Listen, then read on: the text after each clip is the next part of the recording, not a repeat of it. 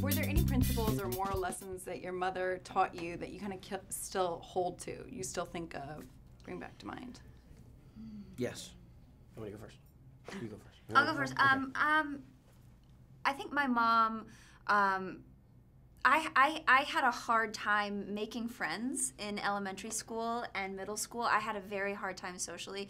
And my mom was my absolute champion and best friend and cheerleader through that whole time. And what she told me over and over and over again was basically, not in so many words, but basically, you are enough, my sweet girl. Like, you are more than enough. You are beautiful and courageous, and people will eventually see that in you, and just hold out hope. You know, there was something about knowing that I was filled with love from people and filled with value that really helped me and inspired me. So I hope to do that with my children. Oh, she was right, because I see that value in you. Yes, I do. My mom taught me the value of work. Yeah. She instilled in me a very strong, powerful... My mom did that too. Yes, and the sanctity of good work, important work.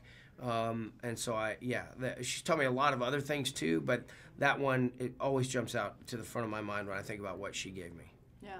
Well, that's interesting what you said, because that's a lot of what this movie is for your specific character. Absolutely. Yeah, which is interesting because it's something that I'm still learning in my life. It's something that people have had to preach to me from the moment I was a tiny person till even now. My husband still has to tell me, honey, relax. You do not need to be stressing out about this. You are amazing. Relax, you know. That's why I love the movie so much, is because I see my life up there, and I see what my struggles are, and I see what all my friends' struggles are. And everybody feels like they're a failure. Yeah. None of my girlfriends who are moms feel like they're doing it right. And you just need to be told, carry on, sister. You are enough. Yeah. Okay, I want to know, we were talking a little bit about the characters and how each actor has their own character. I want to know some more stories for the camera.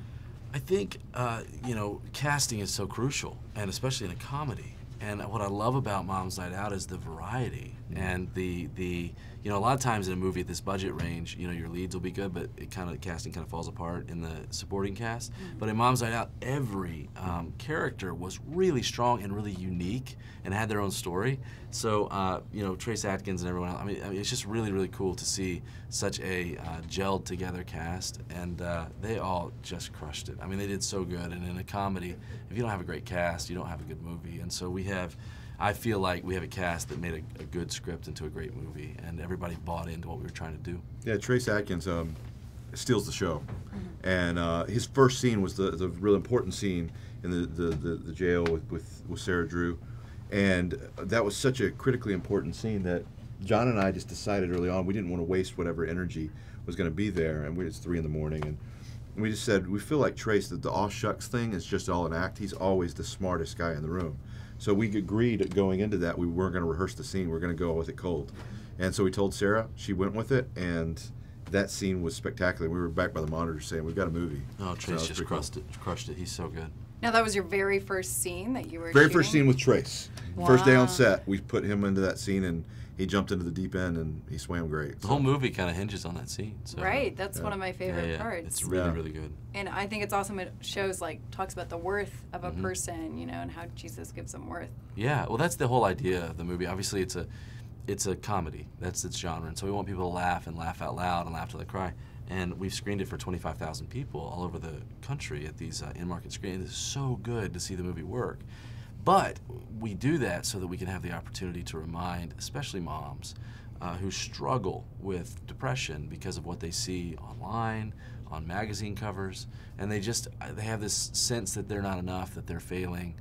And we want to remind them how beautiful they are, how worthwhile they are, how they're a mess, but they're a beautiful mess, and they're God's masterpiece. And God loves them just as they are, not because of what they're trying to be. And sometimes the expectations we put on ourselves kind of choke the beauty of life a little bit. And so the film really deals with that, and I think it's great to see that message just soak into women who are trying so hard every day, and it's a special thing, and I think that for me is what makes the movie really worth it.